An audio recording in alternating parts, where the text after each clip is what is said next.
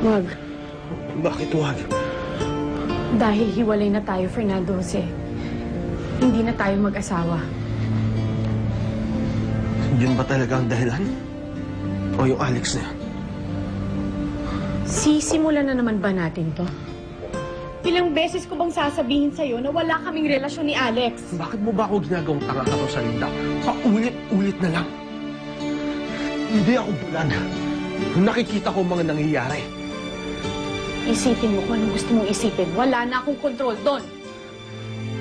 Ano bang meron yung Alex na yun, ha? Bakit siya na lang lagi mong kinakampihan? Ayoko nang magpaliwanag. Hindi ka lang bulag, pingi ka pa. Kahit anong sabihin ko sa'yo, hindi mo ako pinapakinggan. Hindi ka aalis! Bitawan mo ako. At saan ka pupunta? Doon na naman sa Alex na yun! Rosalinda! Hayaan mo na siya, Fernando Jose. Papasukin ko na sila sa loob. Para ano pa, Alex? Para manggulo ka dun? Para pigilan sila na magkabalikan. Alex, kung magkakabalikan sila. Wala ka nang magagawa dun. Kaya dito ka na lang at huwag ka nang makihalo pa dun.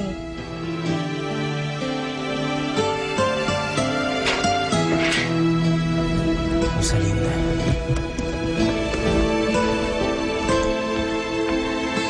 Rosalinda.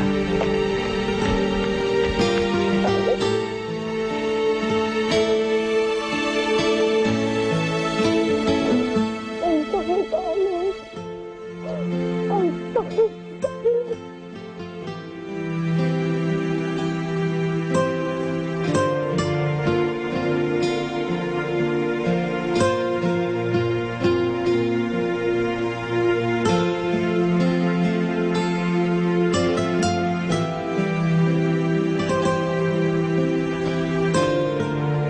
Si Fernando Jose,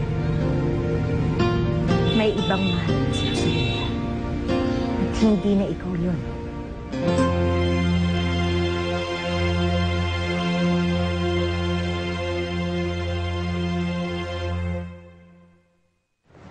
Talaga, ate? Nakipagalikan ka sa Prince Charming mo? Shh! Huwag ka nga maingay. Baka may makarinig sa'yo. Sino ba naman makakarinig sa atin? Si Kuya Alex. Basta, huwag ka maingay. Ano nga, ate? May nakita ka bang fireworks? Ano bang fireworks pinagsasasabi mo dyan, ha? Alam mo na yun. Parang sa pelikula tsaka TV lang. Pag may naghahalikan na dalawang nagmamahalan, kakaroon ng fireworks. Walang fireworks ta, bebe. Pero, alam mo ba, nung hinalikan niya ako kanina, parang tumigil ang mundo ko. Wow! Pakiramdam ko, lumulutang ako sa ulap. Ayos! Kaya lang, nasira din ang lahat.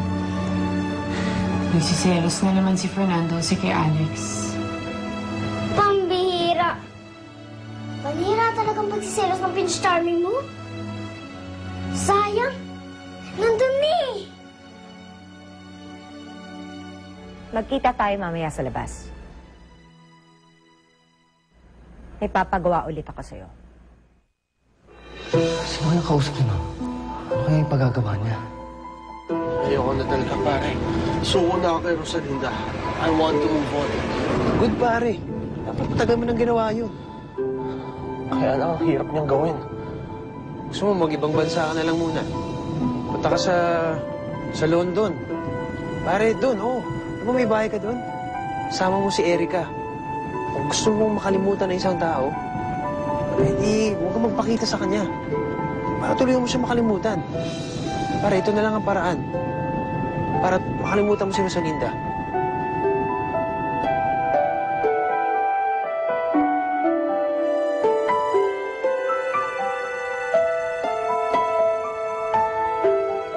Ano, bossing? Palpak ba yung lason? Hindi ba tumalab kay Rosalinda? Ang bobo mo talaga, Wally. Hindi ba sinabi ko sa'yo? Hindi nga ininom. Ewan ko ba? Yung babae niya, kahit ilang beses ko na pinagtangkaan, hanggang ngayon hindi pa rin mamatay-matay. Nesa pusa talaga yan si Rosalinda. Si Ma'am Valeria ang gustong pumatay kay Rosalinda. Anong balak nyo ngayon, bossing?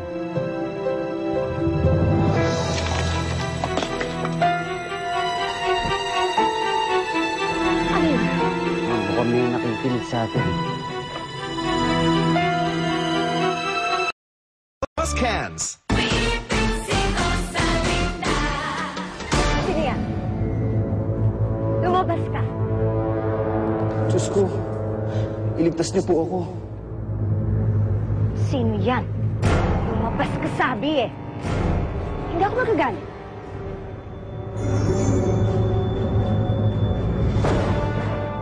Siya pa rin ang laman ng puso ko. Siya pa rin ang mahal ko. Magpo-propose ako. This time, makakaupo ka na siya. Di ba mamahal mo siya? Pati mo siya paglaban. Tsaka ako na ipapaalam sa'yo kung anong gagawin natin karosalinda. Tungkol ito sa isang empleyado mo, si Julio Ramos. Diyos ko, si Mama. Ito ang sisiguraduhin ko sa'yo. Magtatagumpay ako. Malakas ang kutob ko na doon niya itutuloy ang plano niya para kay Rosalinda. Narinig mo, Rosalinda. Hindi mo kami mapaghihiwalay, Alex. Wala na akong ganito.